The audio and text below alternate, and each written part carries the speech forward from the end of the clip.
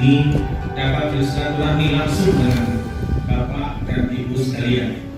Dalam kesempatan ini, izinkan kami menyampaikan bahwa keberadaan kami untuk memimpin semangat daerah ini merupakan sebagai konsekuensi dan ketentuan perundang-undangan.